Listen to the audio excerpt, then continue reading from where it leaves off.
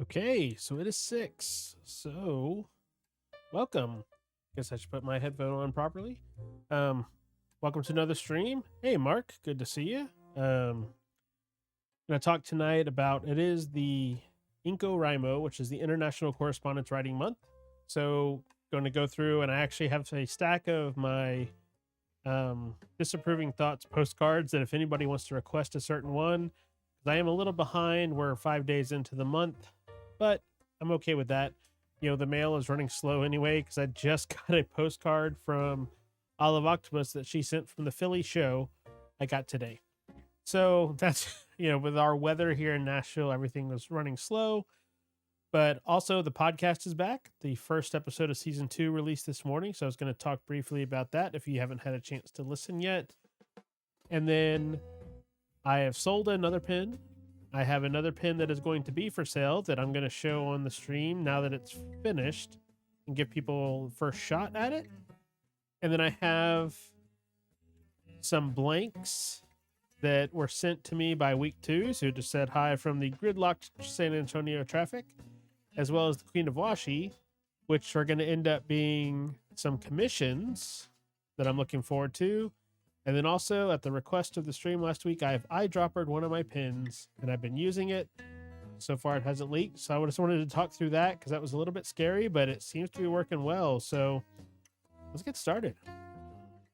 Okay, so and just a reminder, I have a link pinned in the chat that if you would like to get like to have a postcard or letter sent to you and you've not already filled out that form, please do that so you can get your address. And then if I don't forget, there are also Christy, Needle Girl in chat reminded me I have 4 pins that are going to be headed out to YouTube channel members. So if you're interested in becoming a channel member, the link is in the video description where you can, after 10 months, get a pin made by me. Now, for the first 12 people, I did an unannounced benefit of they ended up getting a pin as I got into pin making. I thought that was a unique way to give back and a thanks for early support.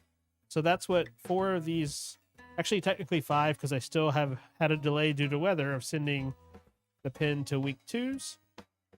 But these other 4, I've been in contact with the people and asked for nib sizes, and I've received that back. So thought I'd show the finished products before they get shipped out, hopefully tomorrow or Saturday, and make their way to their recipients. So let's get started by talking through some of the postcards, because I just spent some time right before the stream started splitting these apart.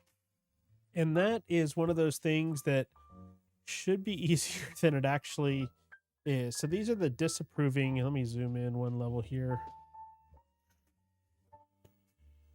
The disapproving postcards, I think they're called. So if you would like one and I already have your list, feel free to claim one of these and I will send it. Some great sayings on these. There's nothing you can't do as long as it doesn't have to be good. Things didn't work out for a reason, and the reason is you make a terrible decision. Things like that. Stop overthinking. You're the only one who cares. I love these. Hey, Dragon Drawer, good to see you. We're just going through some postcards for Incowrimo that if anybody wants a certain one, feel free to speak up in the chat and I'll try and pencil your name in on the back and then write a message after the fact. But some of these are great. Don't be afraid to settle. I mean, have you met you? Things like that. And then I also have in here, plus a whole box of bird postcards. So if you don't want a questionable, one of these, somewhere in here, I have like 2 birds that got mixed in that are out of the bird postcard box. So if you want the complete opposite of be kind to yourself, asshole, and you want the hermit thrush or the American robin, you can claim a bird card, and I will do my best to sort or search through the box of random bird cards and find a certain bird if you are so inclined. But I have on the form, and if you were one of the early people, you might not have seen it, but if you have any questions about questionable things like on the cards that you don't want, fill out the form again. I think it'll let you, or it might let you edit the response. Just so if you have young ones opening the mail and they get, be kind to yourself, asshole, you might not want someone to see that. Or you might want them to. So, I like that one. If I could take a nap. So just wanted to mention that these are out there. So Dragon Drawer, I'll put you down. I'll just grab one at random. And I got a cough here for a second.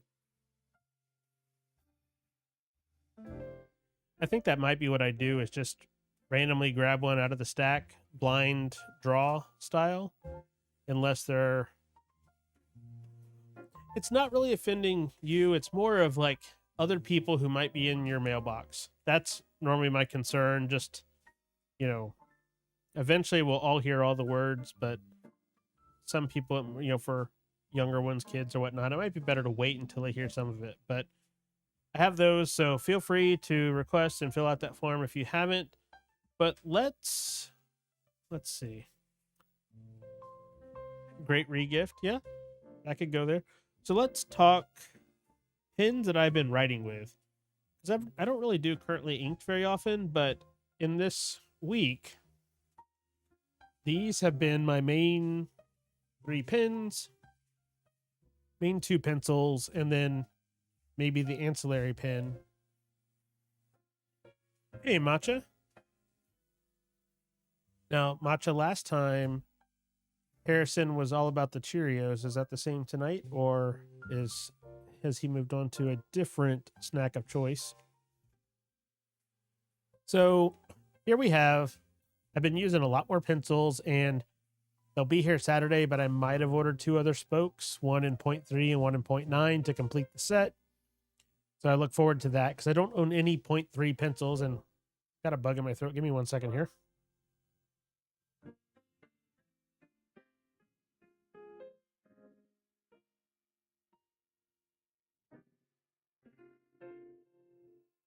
But I've been using these. The 0.7 seems to be a lead I really prefer. So I'll be curious if 0.3 and 0.9 really get into the fold. And I've showed this before, but the stand for the spoke, that's how the 7's been sitting on my desk, and it gets used quite often because I can quickly grab. And I've been using these in the plotter for the calendar stuff a lot as things have, fluctuate with work and weather.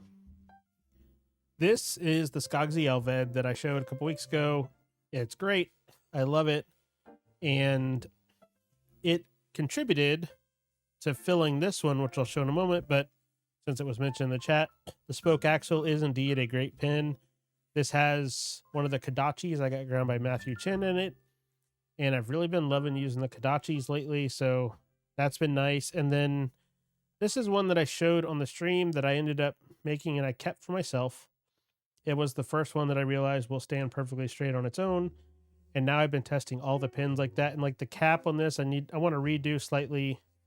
One, because I tried to flatten it, but it still stands up, but it's slightly off kilter. So I've got to figure out how to make the flat edge level flat. You can see there, it's slightly off. So working on that to get that fixed. But in here, I have the other Kodachi, and this is filled with the Mont Blanc Enzo Ferrari, that purple ink, which is kind of amazing. And I thought it matched the pen well, and using the Kodachi, this has been a pleasure to use over this week.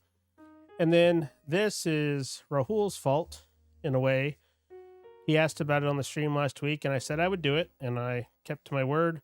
This is the pen I made. This is the D Squared Arts Glacial Peaks, I think is the name of the material.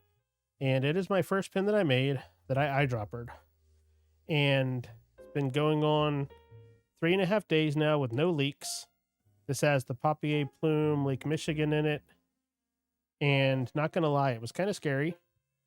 You can see on the threads here, it looks like, oh, is that going up? And no, that's just where the threads happen to stop.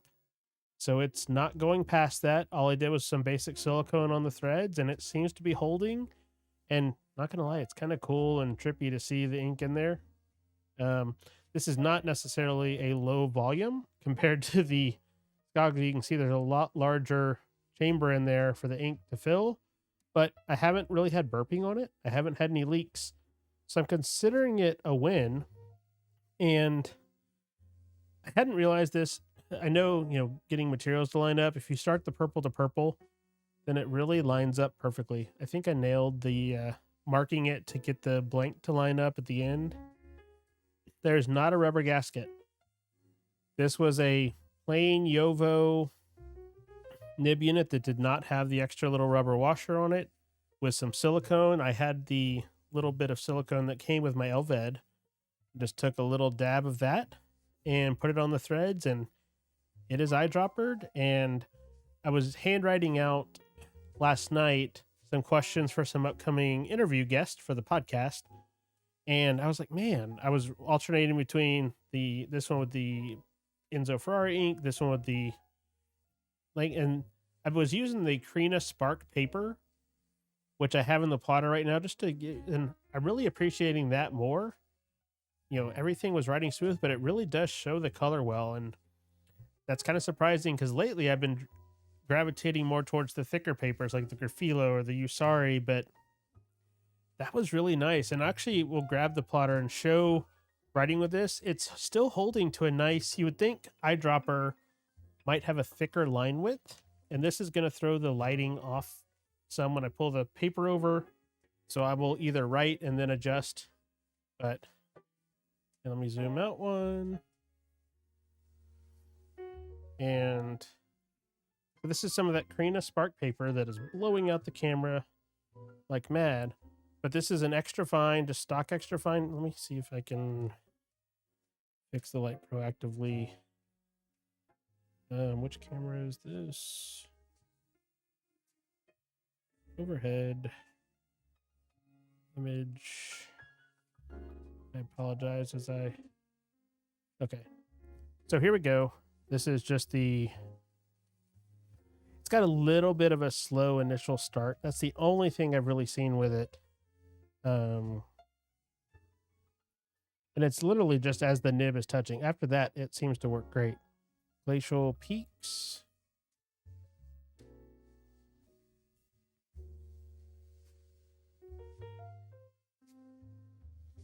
In the Lake Michigan, and this is actually a bottle of ink I won from a Pen Addict stream giveaway. And it's actually a really nice color, and it seems to fit this pen well. It's a little bit more on the tealish side, but it's just enough of a mix to kind of suit the purples and teals of this pen material. Now, and this is one other thing that you can see, that keeping thin line, and I'll zoom that back in just to show no blopping, no extra thick line. It's still holding true to an extra fine. But when I first filled this up, the part that was really scaring me, and then I realized what it was. So in the section, it looks like, oh, it's dark in there. That's ink. I polished it well enough that that's actually the plastic of the nib unit showing through. And it took me a minute of fear thinking, oh crap, it's leaking in. It's going to create a mess, until I realized that was the nib unit. So I guess that's a win for polishing it well. But that is eyedropper, and I'll continue using this because the Elved kind of forced me to give another look to eyedroppering pens. It's not something I do often, but it's been really nice to use. So that covers what I've been using lately. Now, for some of you in the chat, you've been reached out to. These are 4 of the pens that are on their way out the door. This one is going to Chris in the Chicago area, the D squared Kestrel. And this one just fits the Kaweco mini converter. And let's see, Chris went with a extra fine and silver tone nib. Christy, who's in the chat, Needle Girl, is getting the D squared Arts Raspberry Beret. And I think she went with like a medium silver tone. So far, silver tone is winning. This one is going to Aaron, who's one of the channel members, but he actually hasn't seen the picture of the pen. I just asked for nib size, so this will be a surprise unless he happens to catch the stream, but I really like that red and black material. And he's getting a fine nib. Once again, in silver, and I think silver works for that. And then this one is going to, and I don't know if David's on here yet, but this is going down another pin going to Texas. This was a really cool material how it ended up. This is the Starry Night Resin Enchanted Forest. When I was first turning it down, I was like, man, it's very Christmassy, but then the golds and browns really came out in the middle. And this one is one that I think it needed the gold tone to offset, to, and it will stand perfectly straight. And the cap also stands straight, so win-win there. So these 4 are headed out. This one already has a box for it. The others I have to find some boxes, but I've got enough pin boxes sitting around here that should be a non-issue. So I'm looking forward to getting those out and letting people begin to use them. Really excited about that and appreciative of the support. And then, as I mentioned before, a lot of pins, though at least the ones I'm going to be selling, are going to come in leather cases. So these are some of the ones I've started to make. Now, I bought a burnisher to make it speed up, and it lasted a whole 10 minutes before it literally caught fire in my garage and started smoking. So I have a replacement that just got delivered yesterday. But if you're not familiar, burnishing is what makes the smooth edges on the leather. So it kind of takes the 2 pieces and makes them nice and slick. But this pin that you saw last time is actually sold. It'll go to its new owner on Saturday at Pin Club. Someone local bought the coffee pin, which I'm excited for them. And then this is the one that is going to be for sale that I've not published anywhere that it's going to be for sale. But this, I finally got a chance to do the internal polishing on the poorly controlled Northern Lights, and this material is just kind of amazing. I mean, you can see through, and let me grab a nib, I guess, to put in here just to show how well, like, the polishing, like that material, it's almost like those little veins of the Northern Lights jump out. And there's a slight bit of gray in there to kind of backset it. It's just a cool material. And yes, it did put the burn and burnishing. I was sitting there using it. I heard a sound that sounded kind of different. And then all of a sudden, smoke. So luckily, I was able to unplug it quick enough and found a different way of burnishing to finish those out. But okay, let me just grab a nib.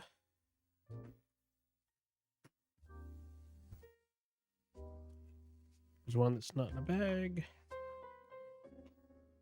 Sorry for the zooming in there. I didn't want to change the zoom just to grab a nib. I guess I should grab a converter as well. In there. Okay, so here we go.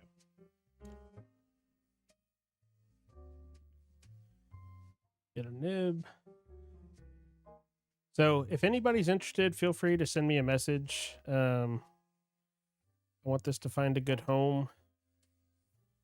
You can see even there, the nib unit, and you can see the silver of the converter showing through.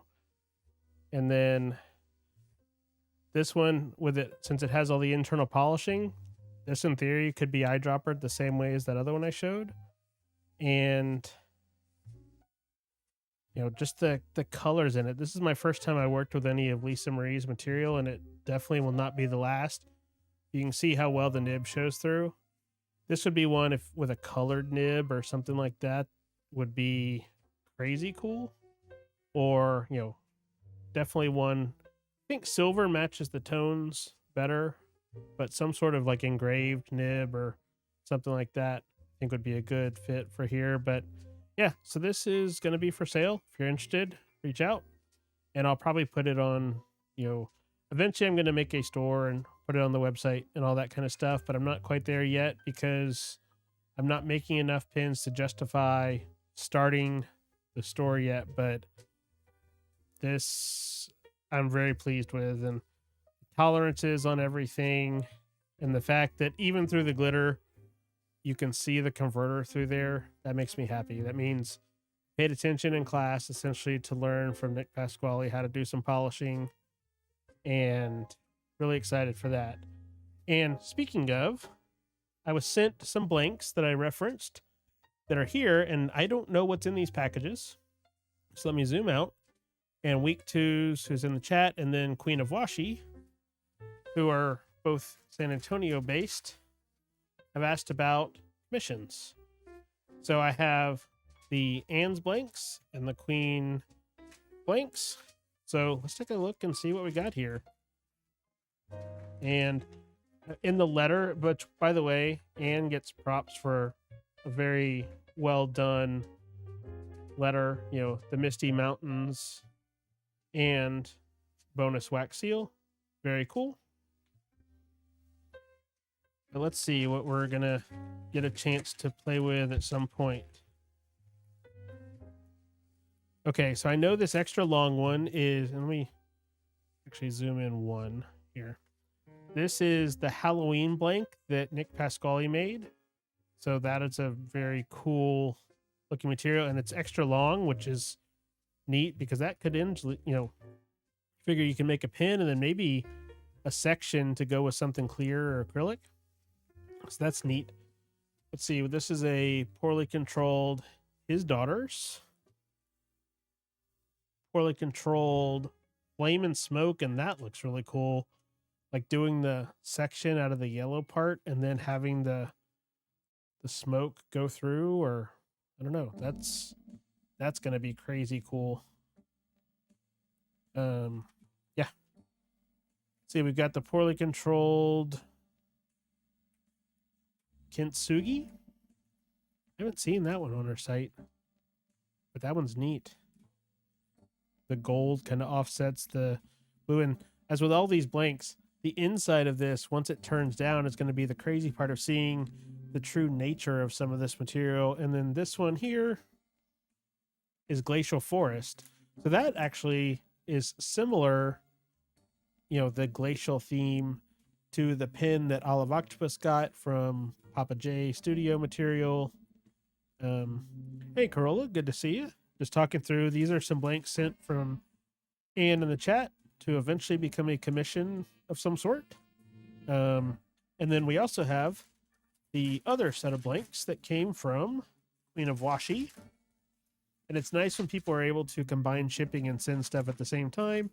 Now this one of these blanks is going to become a pin for her, and the rest of them are offsetting the cost of the commissioned pin. So that means I get some more blanks to play with. So win-win all across the board. So this one here is the one I believe I would assume the pin will be made of. And these are all Brooks materials, I think. And this one's kind of cool because this one reminds me of like Brooks' version of D Squared's Raspberry Beret almost. So that'll turn into a pretty cool pin because you can kind of see there's a good chance that the internals will have a similar look to that afterwards. And then these, we've got Brooks Blank's Mermaid Tears, 2 sticks of that. We've got Brooks Blank's Black Ice. And then we have Love Potion 999. So those will be fun to use. And, you know, I have not yet had the opportunity to turn a Brooks blank. So obviously that'll be fun as well. But just the colors, and I really like that Black Ice. I think that will turn into a cool pin. But all of these are going to end up really cool. And, you know, seeing the insides of these will be neat as well. So yeah, I'm looking forward to that, to do a commissioned pin. And that's an honor that, you know, I appreciate that I'm at the point already where someone would be willing to send me a material to make a pin out of. That's really cool to me. So I'm looking forward to that. And at the request of Queen of Washi, I will try and do some video clips as I'm making it, and then I'll share those on a stream. I'm not at the point where I have a good way to stream while making a pin. One, it's in the garage and it's a mess as stuff is flying around. but I'll figure something out. If nothing else, I can do some little clips because that's something I want to do just to help document for myself and things that I put in the YouTube channel member Discord, kind of showing and tracking the journey as I've made cases and pins and things. I've been posting pictures there. So really looking forward to getting a chance to spend some time doing that. So Matcha, you don't have to like color pins. There are still some like very subtle materials that are very lacking color. So you might be able to find a good mixture of a material that has cool texture or something like that. It can still be turned down to a very monochromatic pin. So don't rule out, monochromatic out of blanks. I mean, think of something like this one here. Oh, that's the wrong camera. That's about as monochromatic as you can be. It's just plain black ebonite, but it's still a Newton prospector. So very classy, very cool pin with no color whatsoever. So just a thought, putting that out there, that you can still have pins that are as boring looking as the good old fashioned 912, which at the Gentleman Stationer event, I was talking to Bill from Pilot. I was like asking, so when are they going to make a 912 in a color that is not this? And he said that apparently that's a common ask and a common hope, even among people who work there, to, have an option, because I think that would sell really well. But he said since they just did the lavender edition, and I forget which number, that'll be out for a bit before they probably would consider doing another, but who knows? So in terms of Incowrimo, I've never actually participated in it in the past. So I'm going to try and send out at least 28 different pieces of correspondence this month. And I'm not going to include the pin packages, even though they will have a letter in them as they get sent out. So be postcards or letters. And I'm going to try and do a mixture of using all the typewriters that are functional as part of that. So I'm getting a mixture of writing and typing and using all of these collectible items to their intended purpose while there's a month that is based around it. So, I've said earlier, but I have it pinned in the chat. If you would like a letter and you've not sent your address to the Google Forms, that way it's not publicly posted, please fill that out and I can send you something. And then as I started out the stream, if you have a request for one of the disapproving postcards, I think that's what they're called. Does it say disappointing affirmations? Feel free to claim one of these and I will do my best to send you one of these. Or I also have an entirely massive box of birds of all sorts of scientific-esque drawings that are plain postcards. I was planning on, if my trip to San Antonio for work had not been canceled due to ice, to stock up on postcards at like the various airports and tourist destinations, but I will have to save that for another day. But looking forward to sending some of these out because they're just funny. I laugh at them each time I see them.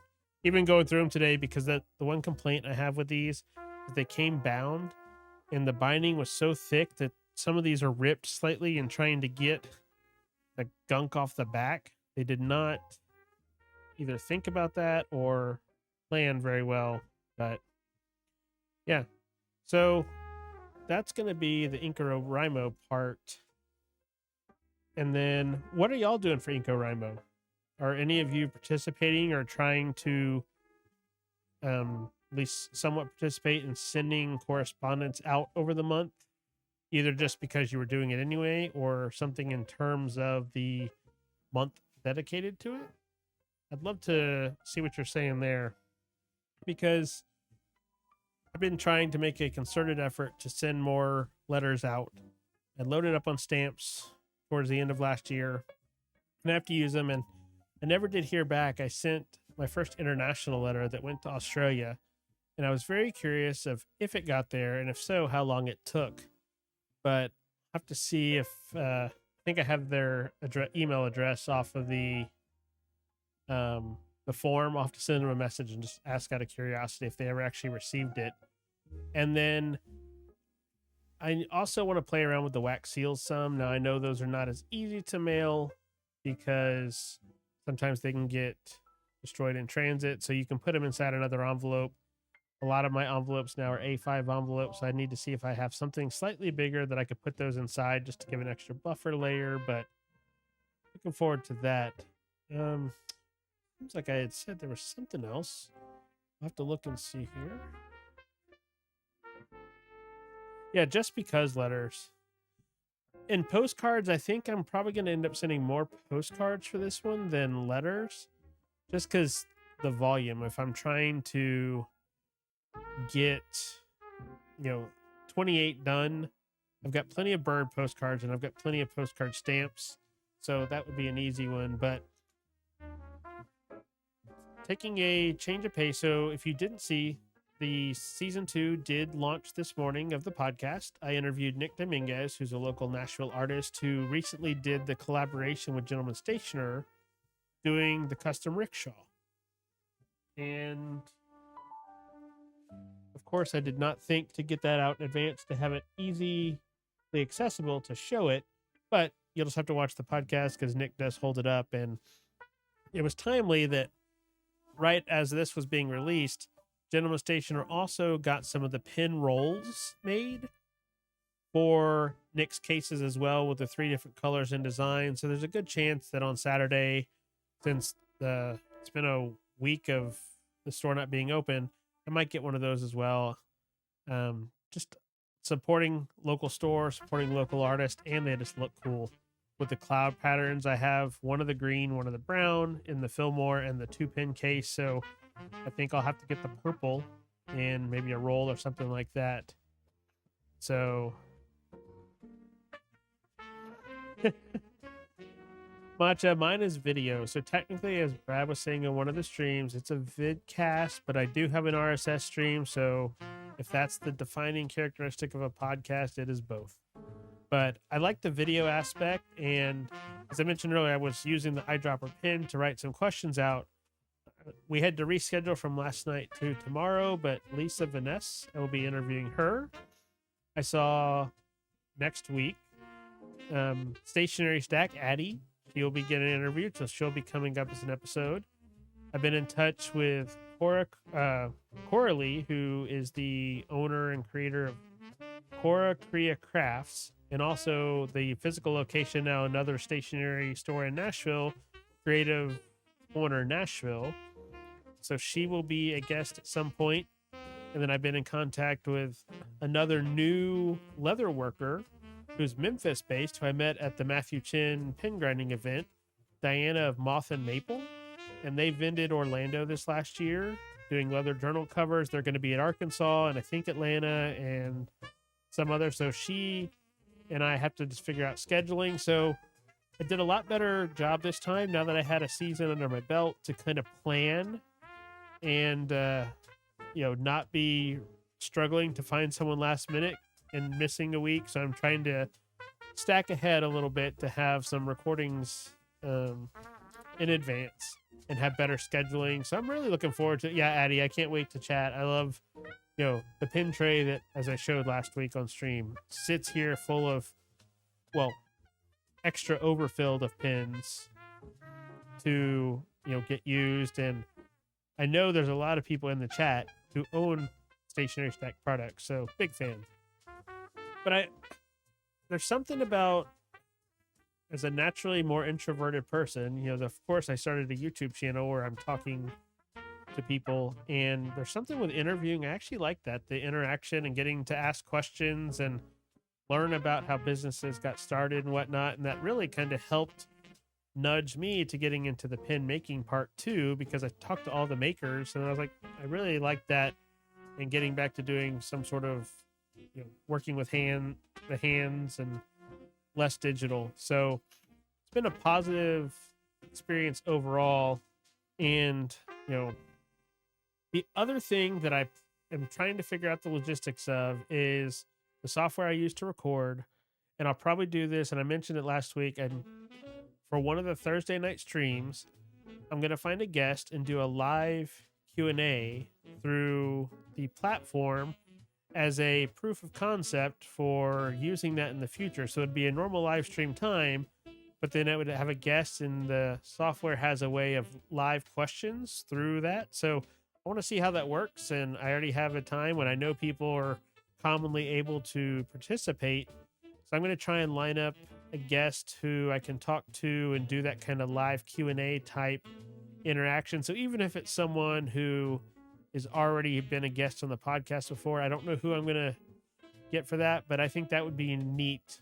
Or even if I were to do those, is because people have talked about doing, people in the community. That might be a good way to every couple weeks on a stream, do that as an interview of someone in the community. So one of you could be a guest talking about your experience of how you got into things. So you might not be a store owner or a maker or something like that, but you're still a hobbyist and an enthusiast and someone who loves all this kind of stuff. So why not share your story with other people? So that's some of the thoughts. If you have any ideas or suggestions on there, definitely throw them in the chat or leave a comment if you're watching this on the video after the fact. I have a general sense of how I want to approach it, but there's always room for improvement of, tweaking that. And I think that's also going to be a potentially good way to do kind of a follow-up, because Parola, I interviewed you last year, and since then you've already done some other shows and had some other art and adventures and things like that, or, different things. I just want to, it's a neat way to talk to other people who people in the hobby might want to hear from in a different method. It might be that you're not a podcast person, but you like kind of the background live stream type thing. So we'll see how that becomes, but definitely leave some feedback if that is of interest. And then I don't have all that much more tonight, but I feel like there was something else that I was going to talk through, and I'm probably talking faster than I planned initially because I was excited about getting the blanks and things like that. But this weekend we have our pen club, which the last time was iced out. So looking forward to that, to be able to, show off some new things and give George his pen that he purchased. And he's already gone into ChatGPT and had it help suggest inks out of his collection, which I'm not the biggest AI person, but he seems to have found a good way to ingest his entire, no, I love that feedback, Addie. That's great to know. And that's why I'm trying to find the newer makers or the smaller, just people to help get their name out. I know that I don't have the largest audience yet, but you have to start somewhere. And, I might never have heard of Logan from Little Hollow Customs. He's North Carolina based, smaller. Hey, David. So since you're here now and you have not seen this yet, I will switch the camera over. You get to see now on stream your pen that is going to be coming to you. So this is the pen that David is actually going to end up getting, the one from Starry Night Resins with the flat top and bottom and the gold tone nib. So David, this will be headed your way shortly. And I showed the other pins at the beginning part of the stream. I've got 5 ready to go out.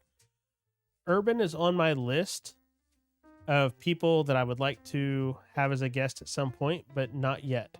The first season, I was kind of playing it by ear, and I didn't really know, and I planned, but I didn't plan well enough. Now that I've kind of done it a little bit more, I'm a lot more organized, and I actually they're talking about organizing for the podcast. I did a video on these forever ago, the Natsu index cards. And this is what I use to organize the podcast. So as you can see, the top card there, well, if the blare is Addie, because she will be a guest coming up.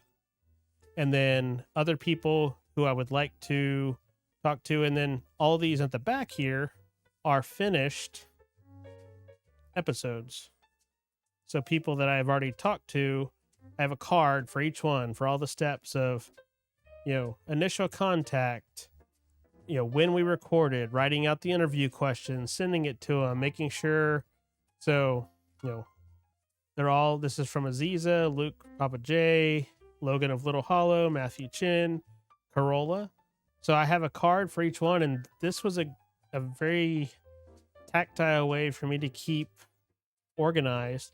And then on the back, I have each episode number so I can track it. And then I have a representation, and that was a good use for this. I loved the Natsu cards, and this was a way I found to stay organized because this can just kind of sit on the desk, and then it doesn't live in the box now, but I have a list of people on a couple others that I'd like to have as guests or I've been in contact with and we haven't scheduled yet. So you can see there's a lot of check marks down there, people who I wanted to have, and then some missing ones. So I've really enjoyed this, and I love these Natsu, and this to-do list format really was a great fit. So if you need a good way of tracking, these are great with fountain pen. They, they have the natural crease in the middle, so you can fold them and put them in thing. Yeah, there's a black box, and there's also an orange one and maybe a blue one. I went with the black. It more the color scheme that I would use. I could possibly see an orange now. I've really been, that's one thing. If you're in the stationery hobby, you're going to start appreciating the color orange more than you probably ever would have in the past. It's everywhere, and then it kind of grows on you over time. But yeah, that's how I've been keeping track of that. So I'll get to fill out more cards, and I just have a stack, and that's how I have been organizing. And then I also, as part of figuring out a way to interview, being new to it, I know there's a lot of people who might not have ever been on a interview or a podcast or something like that. So I wrote out like a little FAQ that I send to people who I contact about being a guest. And it says, hey, here's how the process will work. And then I have been sending some pre-written questions just to, kind of give a heads up of things. Oh, I think this would be interesting to ask. And then there's always natural follow-ups that come through with the conversation. But it's a good starting point because there might be times where someone doesn't necessarily want to talk about an aspect that I was going to plan to ask. So we can remove that and remove any awkwardness in advance just to make things go smooth. And, people who are a little bit more introverted, and I think Corolla can attest to this because she's been a guest. It's kind of like just talking to with someone on Zoom, like a Zoom call that happens to end up being a podcast. So it's a neat way to be able to share that conversation with others in a laid back format. It's low risk.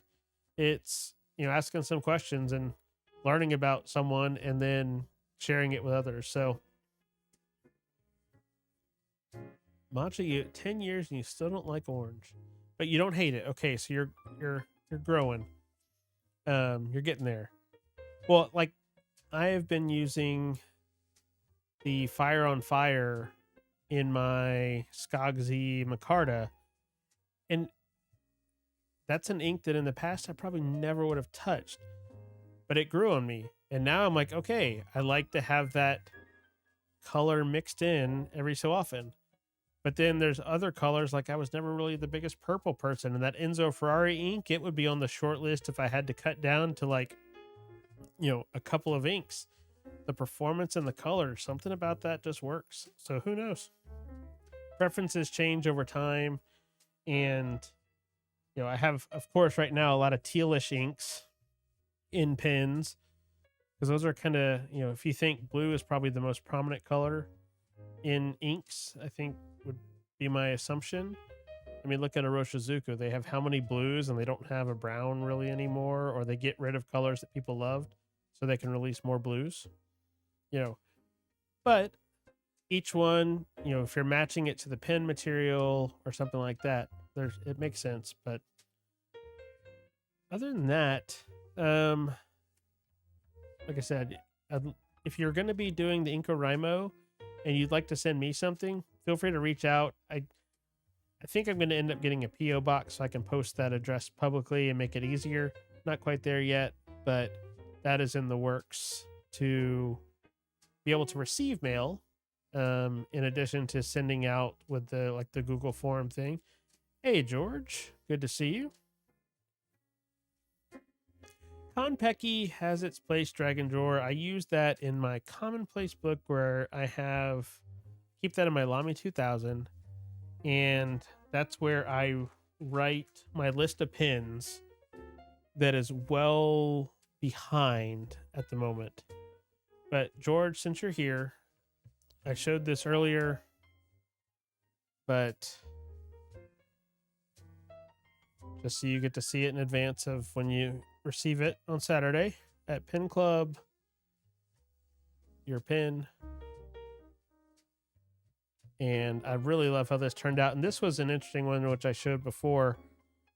It's diamond cast, but it's clear through the top. So you can actually see the nib through the diamond cast, which I didn't think diamond cast would ever really polish like that. But you can see it's kind of hiding through there. You can see the nib. So that was a surprise.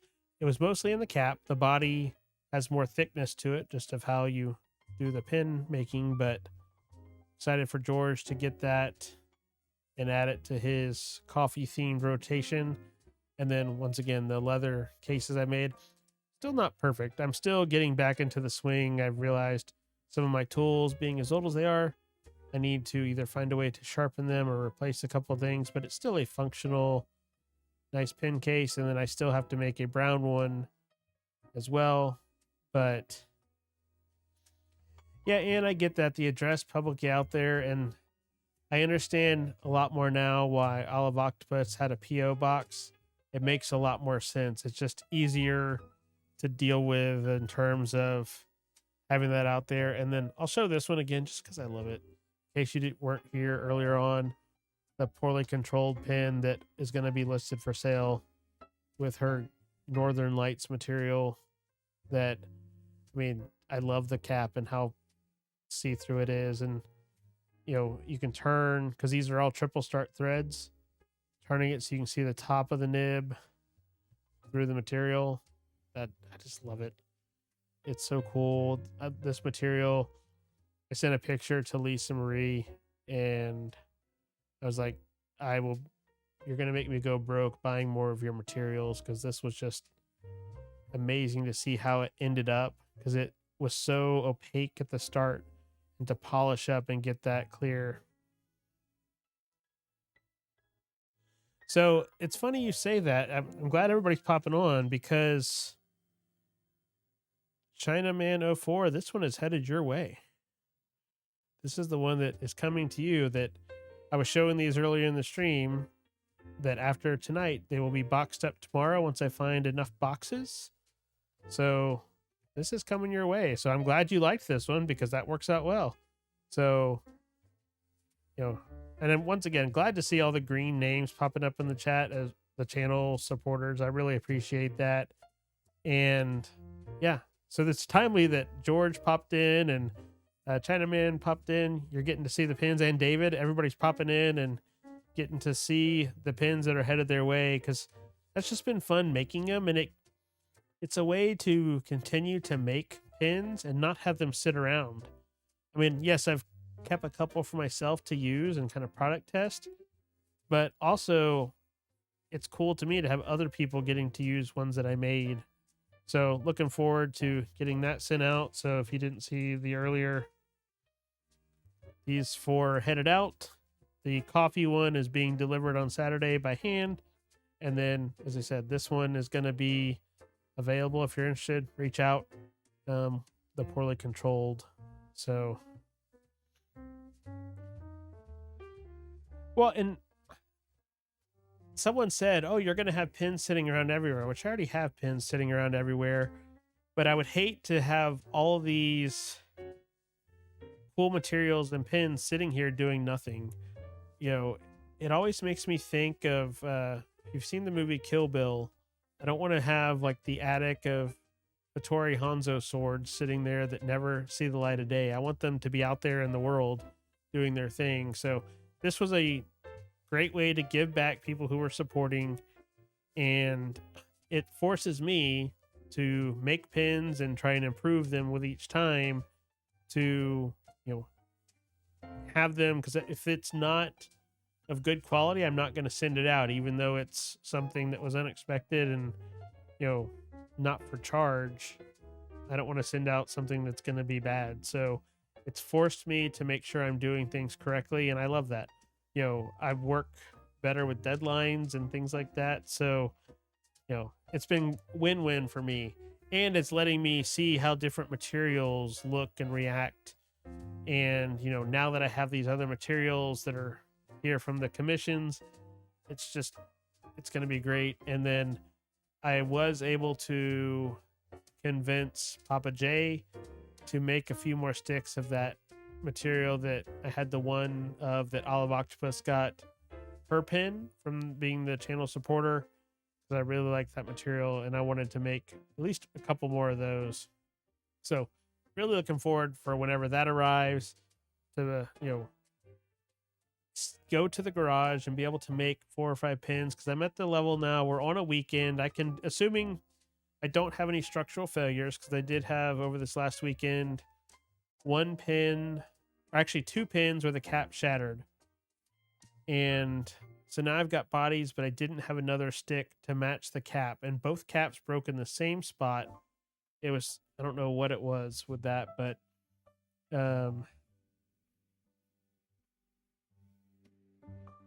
you mean like this, George? This was week 2's Halloween blank that she had, and I have one that looks similar-esque to this in my collection, which I'm glad you said that. I'll try and remember to bring it and see if that's kind of what you were looking for future use. But I think Nick is probably going to end up making some more of these at some point too, and that's the other advantage of having a blank maker who's local. You know, easy to get your hands on some cool looking materials, even if it's just a test pour, because like this pin that I kept for myself, this was one of Nick's test blanks that last time I was over there learning how to internal polish, he's like, here, you can have a couple blanks. And this is just ridiculously cool. So, you know, never know what you'll end up with in terms of blanks, but this one is really cool. Just the color mix, and I'm sure the inside of this, once it's turned down, this reminds me of, you know, this is the River City Amarillo pin, and this is a Nick blank as well. So seeing what these kind of look like at the start and then what they end up like, it's a cool mix. So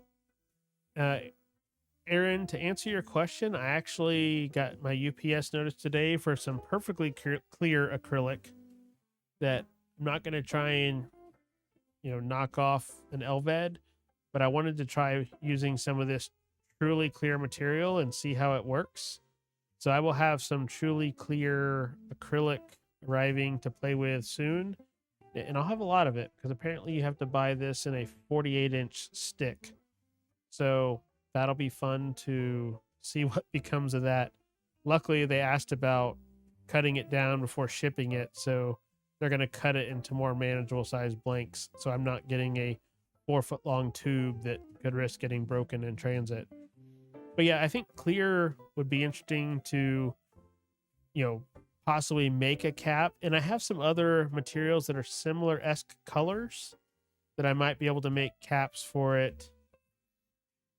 The HVED, the high volume eyedropper. Yeah, that I don't want to do that. That's one thing I appreciate about the maker community, is they kind of self-regulate. You know, there are people who don't follow the unwritten rule of you don't knock off someone's design. I mean, a lot of designs are going to be similar because it's a cylindrical object that has a nib and writes, but there's little design elements that the makers kind of, you know, find their own way to do it, and I really appreciate that. Like, all of my shaping on these is literally just it's spinning, and I take a file and I'll just, oh, that looks good. So I haven't really been measuring or anything. It's just one of those, oh, I'm going to try this and see what it ends up with, you know. Now, yeah, there are some clear with glitter in them, but then there's also trying to think, like So say this blank here from the poorly controlled. Um, this one is a truly just straight yellow with no glitter on the end. Now it's got the one little string of color inside, but there are some colored acrylics like that that can pop up, but a lot of them do have the mica powder in them, the sparkle, because that's what a lot of people want. But I understand, if that's not your thing, finding other options. So I'll have to look and see what I have. But now that I'm learning how materials behave a little bit more, it's helping me with. So like when you make a pin, if you have this, you're going to measure out, this dimension of this, and then a cap dimension, and then a section. Well, do you want the section to be this, or do you want the section to be this? And if you're going to internally polish it, that comes into play of how you cut it down, because you have to cut the 3 different dimensions and you're going to have some left over. So which part do you want left over? Hey, Olive Octopus. Yeah, this is a Lisa Marie blank. I mean, as you can figure, this came from Anne, week 2s. And then, but, even looking at like this one from Lisa Marie, it's her take on a glacial thing, which this is Daryl's take on a glacial. The Olive Octopus pen that I showed a few weeks back is Papa J's take on glacial. They all have glacial in the name, but it's their own take, because glaciers, they have all these colors and they can, show different to everybody. So that's a neat where 3 different interpretations of the theme, and seeing how those will end up is going to be a neat mix. And the clear acrylics and finding some of those materials, because I had a lot of blanks that came when I got the lathe, but until I learned how to do the internal polishing, I didn't even want to touch them because I knew, oh, that material really needs it. Now I do have one blank that I'm really looking forward to doing. So if you imagine this, and instead of yellow, from about here up, it's pink. And then from here down, it's all silvery gray. So it looks kind of like a lightsaber. So that's my goal whenever I make that. I want it to end up looking like a lightsaber.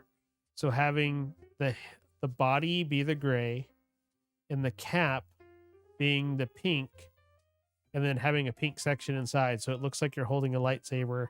And I need to play around with some scraps on doing like some lines in the pen to add some shape, kind of like something like on the Matthew Martin, where he has some of just the little score lines that you turn in.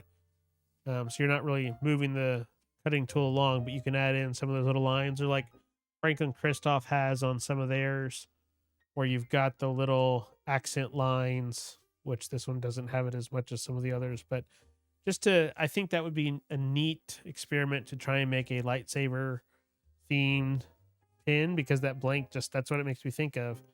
So that's on the docket of when I get a chance. But I'm at the rate now of the last couple weekends where I have been able to spend time. I can make about 4 or 5 pins, assuming no issues, in a weekend. And I think that's a good rate. I'm not trying to speed make them. I'm trying to do them all correct. And there are little times when, maybe I have to go back and drill a 1/16 of an inch to fit a converter slightly in, because, I had one of the pins that's going out. I'm not going to say which one because you wouldn't be able to tell. But when I tested when making it, putting a nib in it, it all fits, everything lines up. And then I tested, but I didn't put the cap on top of it because it was a section from a different pin. So because of the cap fitting on in the converter in such a way, I had to go back and drill the slightest little bit so that everything lined up and the cap would seat properly and not be off kilter. So there's little things like that I appreciate more of, when there are issues, being able to correct them without having the pin blow up. Like when I first got started, I had a couple of, I just need to drill further into the blank. And those are in the box of shame in the garage, where I was trying to do too much or not as comfortable with the measuring system and exploded the resin instead of drilling it efficiently. So learning process. Most of my mistakes I've only made once, or it's little things like you use a marker and draw on the drill bit. So you go to the certain depth. Well, the marker lines will, as the drill bits heat up and you put the lubricant on as you're drilling, those lines can shift a little. So that's really what was the root cause of me having to go back and fix that one, but it's fixed. It's all good. So that's the important part. But yeah, I mentioned earlier, next week I'll have 2 more spoke pencils to kind of talk through. I look forward to those if the mail arrives as it's supposed to. Should be here Saturday, a 0.3 millimeter and then a 0.9 millimeter to add to the full spokes. So eventually I can make a wheel because I will have enough spoke products to literally make a wheel. Other than that, I think that's about it for tonight. So don't forget, if you've not filled out your address on the Google form that's in the chat link, send me that so I can send you a postcard or a letter for Incowrimo. That will be, and if you want one of there's like a notes field, I think, on there. If you want it to be one of these, disappointing affirmation cards or something like that, throw it in there. I will do my best to accommodate. And then, like I said, I'm going to do a mixture of typing and writing, and I haven't really tried typing on many of the postcards, so I'll probably try that to mix it in as well. So yeah, I plan to just experiment, and the big thing is using the tools and getting things sent out over this. And next week, if all goes as planned, podcast will be Lisa Vaness talking about her and Gentleman Stationers on this Paper Trail podcast, which, if you're not familiar with that, they released it. They've had 2 episodes so far. So they have it on YouTube. They have it as also a normal RSS fed podcast as well. So go check that out. It's interesting to have 2 store owners talking about not just what they carry, but their experience, since they've both been in this hobby, in this stationary world for so long. It's an interesting perspective. Like the second episode too, they did from the Snowden Hotel, where Matthew Chin was in town and got to stay here an extra couple of days because of our ice storm we got in Nashville. So they made the best of it and recorded an episode. So little things like that. So definitely check that out if you're not familiar. And yeah, I'm going to leave y'all there. I hope you all have a good evening, and make sure you're checking out the podcast, because some of the people you've seen in chat here have either already been on it or will be in the future, like Stationary Stack Addy and some others. So as always, I appreciate you following along, and I will catch you next week or on the next episode.